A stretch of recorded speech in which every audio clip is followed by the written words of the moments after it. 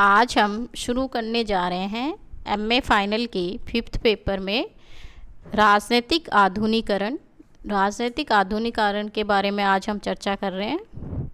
राजनीतिक आधुनिकीकरण राजनीति विज्ञान के क्षेत्र में सर्वथा एक नई अवधारणा है। द्वितीय विश्व युद्ध से पहले इस अवधारणा का कोई अस्तित्व नहीं था।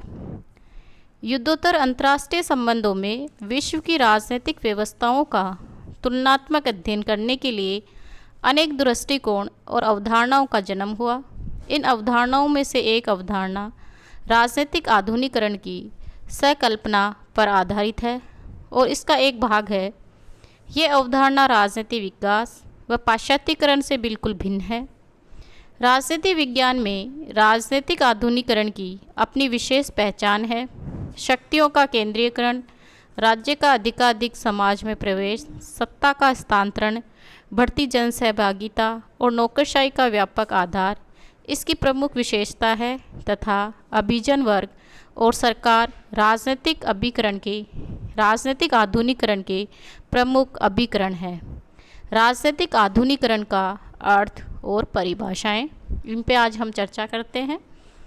राजनीतिक आधुनिकीकरण की अवधारणा पर आधारित है। आधुनिकीकरण की अवधारणा को समझकर ही राजनीतिक आधुनिकीकरण को समझा जा सकता है।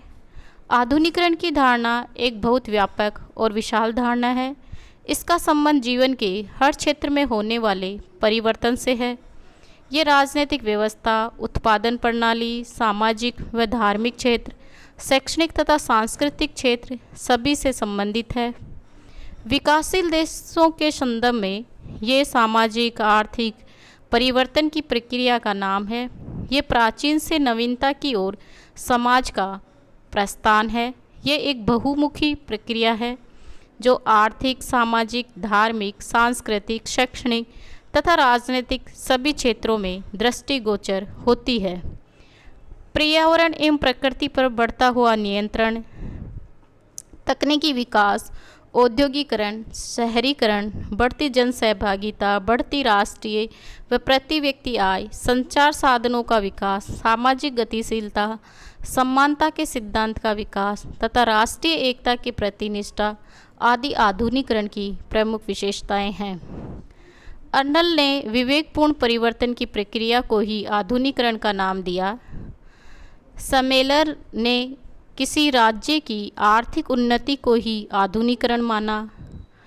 हंटिंगटन के अनुसार आधुनिकीकरण एक बहुदलीय प्रक्रिया है जो मानव की गतिविधियों व विचारों के सभी क्षेत्रों में परिवर्तन से संबंधित है। क्लॉड वेल्च के अनुसार आधुनिकीकरण वह प्रक्रिया है जो साधनों के विवेकपूर्ण उपयोग पर आधारित होती है और जिसका उद्देश्य आधुनिक समाज की स्थापना कहा जा सकता है। इस प्रकार कहा जा सकता है कि आधुनिकीकरण एक जटिल प्रक्रिया है जिसका संबंध जीवन के सभी क्षेत्रों में होने वाले विकास से है। इन परिभाषाओं से स्पष्ट हो जाता है कि राजनीतिक आधुनिकीकरण का एक पक्ष है जिसका संबंध आधुनिकीकरण से राजनीतिक पक्ष से है। कोलमेल के अनुसार आधुनिकीकरण राजनीतिक पक्ष क्रांतिकालीन समाजों की राज व्यवस्था में होने वाले संरचनात्मक तथा सांस्कृतिक परिवर्तनों का समुच्चय है।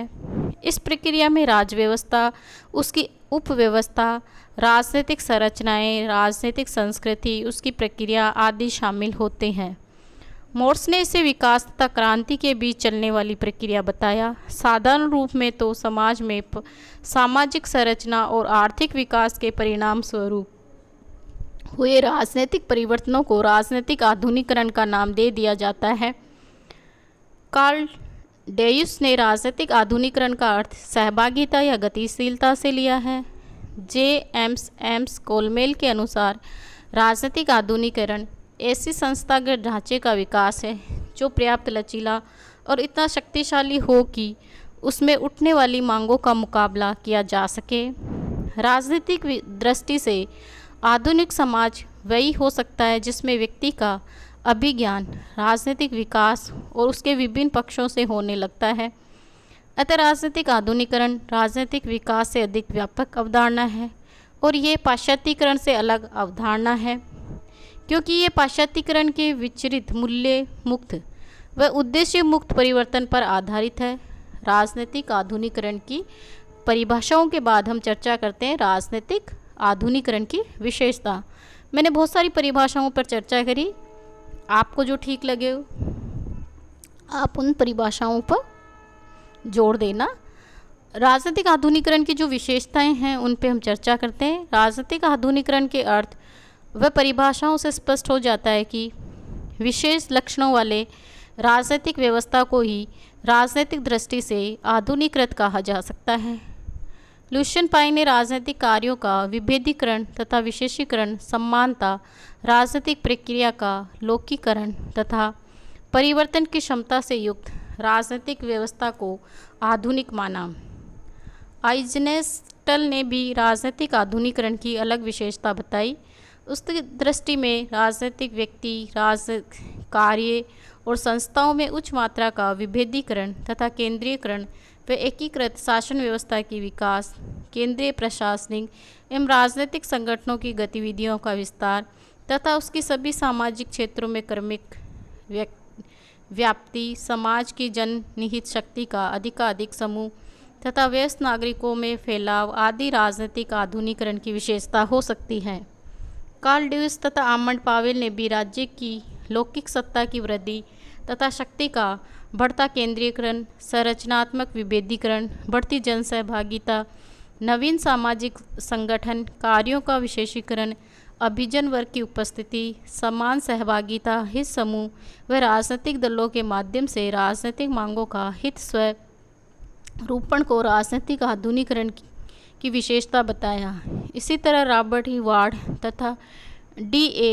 रस्तोव ने भी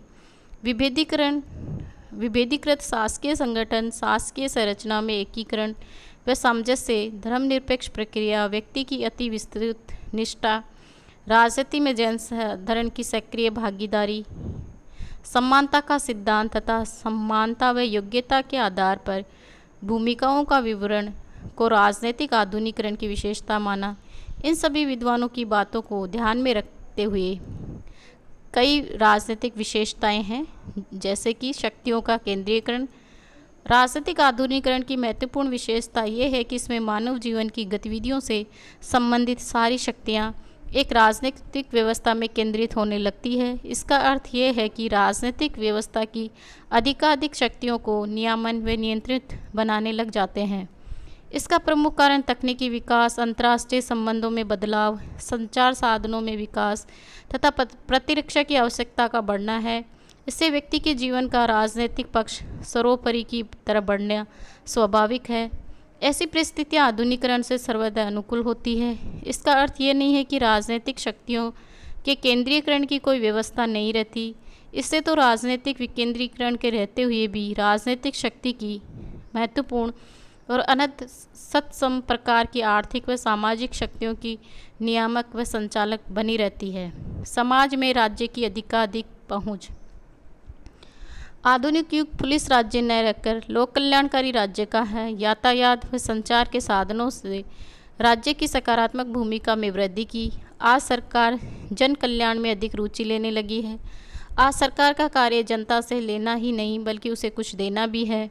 अब सरकार ही जनता तक पहुँच वृद्धिपरक होती है, तभी आधुनिकरण की स्थिति मानी जाती है। लोक कल्याण को बढ़ावा देने वाली सरकार ही राजनीतिक आधुनिकरण का प्रतिबिंब है। आज ये माना जाने लगा है कि राज्य या सरकार की पहुंच जनता तक संभव भी है और ज़रूरी भी है। लोक कल्याणकारी राज्यों के विचार ने आज सरकार के कार्यों को इतना अधिक बढ़ा दिया है कि उसका समाज में प्रवेश होने लगा है।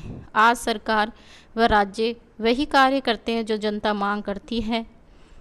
आज की सरकार जन सरकार है और वह जन इच्छा की प्रतिनिधि मानी जाती है।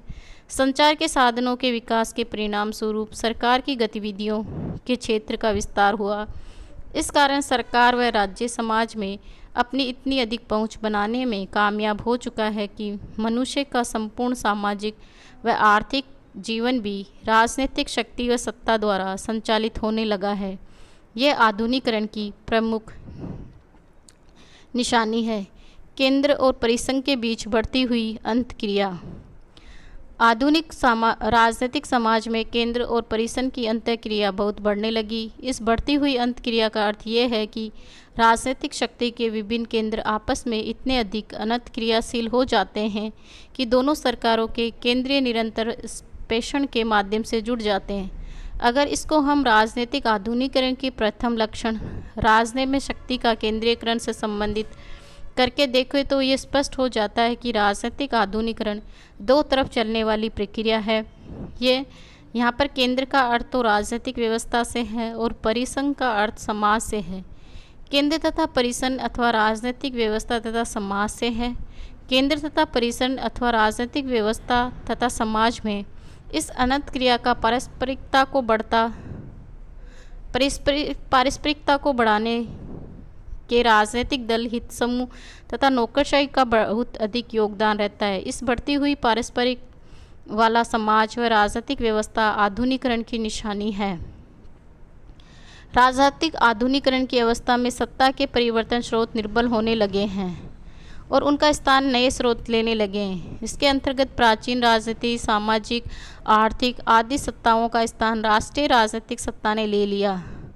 प्राचीन समाज में राजनीतिक सत्ता के स्रोत राजा, महाराजा, कबीलों के मुखिया, धार्मिक नेता व पारिवारिक समूह थे और वे जनता की आस्था के केंद्र थे। लेकिन सभी नवोदित राष्ट्रों में स्वतंत्रता के बाद से ये स्रोत निर्बल होने लगे और उनके स्थान पर नई राजनीतिक सत्ता के प्रति हो गई, क्योंकि उनका स्वरूप अधिक से अधिक कल्याणकारी दिखाई देने लगा। हंटिंगटन ने लिखा है कि आधुनिक राजनीतिक समाज में धार्मिक, परंपरागत, पारिवारिक और जातीय सत्ताओं की जगह एक लौकिकृत और राष्ट्रीय राजनीतिक सत्ता के द्वारा ले लिया जाता है। अतः सत्ता का हस्तांतरण ही आधुनिकीकरण की प्रमुख विशेषता है। राजनीतिक आधुनिकीकरण को प्रभावित करने वाले तत्व। राजनीतिक आधुनिकीकरण की विशेषताओं पर चर्चा करने के बाद हम चर्चा कर रहे हैं कि राजनीतिक आधुनिकीकरण को कौन से तत्व प्रभावित करते हैं। राजनीतिक आधुनिकीकरण की प्रक्रिया एक जटिल प्रक्रिया है। इसके अनेक अभिकरण, माध्यम व बलों का प्रयोग निहित है। इन सभी की सूची बनाना कठिन है, क्योंकि ये प्रत्येक राजनीतिक व्यवस्था में अलग अलग भूमिका अदा करते हैं। इसका संबंध राजनीतिक व्यवस्था के आर्थिक, सामाजिक, सांस्कृतिक, आर्थिक और ऐतिहासिक पक्षों से भी हो सकता है। एक ऐसी शासन प्रणाली होने के बावजूद भी राजनीतिक व्यवस्था दो अलग अलग देशों में अलग अलग दिशा में राजनीतिक आधुनिकीकरण की तरफ की जा सकती है। इसके लिए राजनीतिक आधुनिकीकरण को प्रभावित वाले तत्व राजनीतिक संरचनाएं। राजनीतिक संरचनाएं भी राजनीतिक आधुनिकीकरण को बहुत अधिक प्रभावित करती हैं। जिन राजनीतिक संरचनाओं का स्वरूप परंपरावादी होता है वह राजनीतिक आधुनिकीकरण की गति धीमी रहती है। नेपाल में परंपरागत राजनीतिक संरचनाओं के कारण ही वहाँ पर राजनीतिक आधुनिकीकरण की गति धीमी है। इसके विपरीत भारत में राजनीतिक संरचनाओं की नवीन प्रकृति आधुनिकीकरण की दिशा में राजनीतिक व्यवस्था को ले जा रही है। भूटान तथा मध्य प्रदेश के देशों में पाए जाने वाले राजनीतिक संरचनाओं का परंपरागत रूप आज भी राजनीतिक आधुनिकीकरण में बाधक है। इसलिए कहा जा सकता है कि राजनीतिक व्यवस्था परंपरागत राजनीतिक संरचनाओं और बंधनों से जकड़ी हुई हो, वहाँ पर आधुनिकीकरण की प्रक्रिया देर से आती है। अमेरिका की राजनीतिक व्यवस्था में इसका अभाव होने के कारण वह तीव्रता से राजनीतिक आधुनिकीकरण हुआ। राजनीतिक संस्कृति। राजनीतिक संस्कृति भी राजनीतिक आधुनिकीकरण की मात्रा को निर्धारित करती है। प्राचीन अड़ियल प्रकार की संस्कृति राजनीतिक व्यवस्था में राजनीतिक सामाजिक ग्रहण का मार्ग रोककर उसे आधुनिकीकरण की तरफ जाने से रोकती है। राजनीतिक आधुनिकीकरण पर दीर्घकालिक प्रभाव राजनीतिक संस्कृति का ही पड़ता है। परंपरागत संस्कृति वाले देशों में राजनीतिक आधुनिकीकरण का मार्ग अधिक कठिन होता है, क्योंकि जनता परंपरागत नेतृत्व संरचनाओं से चिपकी रहती है। भारत में स्वतंत्रता के समय हिंदू कोर्ट बिल की कुछ व्यवस्थाओं को इस कारण वापस लेना पड़ा क्योंकि जनता उसके पक्ष में नहीं थी। ऐसा प्राचीन व परंपरावादी राजनीतिक संस्कृति के कारण ही हुआ। इसलिए राजनीतिक संस्कृति का स्वरूप भी राजनीतिक आधुनिकीकरण का महत्वपूर्ण नियामक माना जाता है। आज के लिए इतना ही। आगे चर्चा हम अगली क्लास में करेंगे। धन्यवाद।